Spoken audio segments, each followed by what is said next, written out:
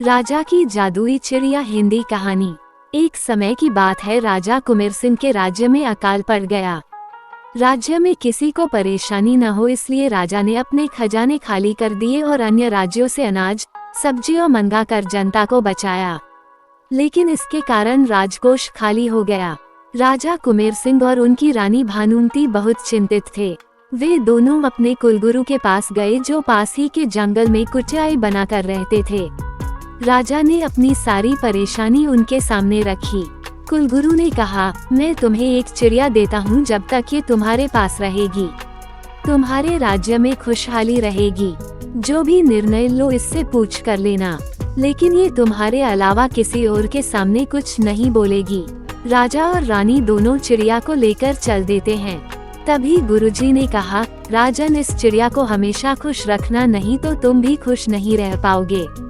राजा रानी चिड़िया को राजमहल में ले आते हैं। इसके बाद राज्य से संबंधित जो भी निर्णय लेने होते राजा अकेले में चिड़िया से पूछता और चिड़िया जो बताती उसके अनुसार निर्णय लेता था। देखते ही देखते राज्य बहुत खुशहाल हो गया। ये देखकर राजा रानी बहुत खुश हुए, लेकिन राजा को एक डर सताने लगा कि कल इस चिड़िया को कोई ले गया तो क्या होगा। ये सोचकर राजा चिड़िया को कहीं बाहर नहीं जाने देता था, उसे पिंजरे में कैद रखता था। रानी के महल में चिड़िया रहती जहाँ किसी को जाने नहीं दिया जाता था। एक दिन रानी ने राजा को बताया, महाराज, चिड़िया बहुत उदास है, कल से उसने दाना भी नहीं चुगा है। राजा ने उससे जाकर कारण पूछा, लेकिन चिड़िया कुछ नहीं बोली। अब राजा उससे राज्य के संबंधित कोई भी प्रश्न करता, चिड़िया चुप रहती थी। राजा चिड़िया को लेकर अपने कुलगुरु के आश्रम पहुंच गया।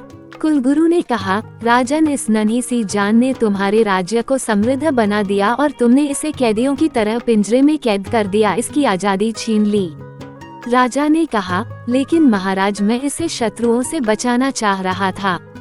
कुलगुरु, नहीं राजन, तुम इसे खोने से डर रहे थे, क्योंकि तुम अब सही निर्णय लेने के काबिल नहीं रहे।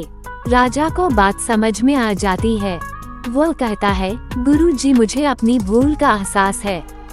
मैं अब किसी चिड़िया की मदद से राजपाट नहीं चलाऊंगा, अब मैं खुद निर्णय लूंगा। ये कहकर वो वापस आकर अपने राज्य की देखभाल करने लगा। शिक्षा, किसी भी जीव की आजादी छीन लेने से उसकी प्रतिभा नष्ट हो जाती है। जीवन में हमेशा आजाद पंछी की तरह उड़ान भरो, ज्यादा चिंता भी एक प्रकार की कैद है। इससे बाहर निकलकर देखो, रास्ते स्वयं नजर आने लगेंगे।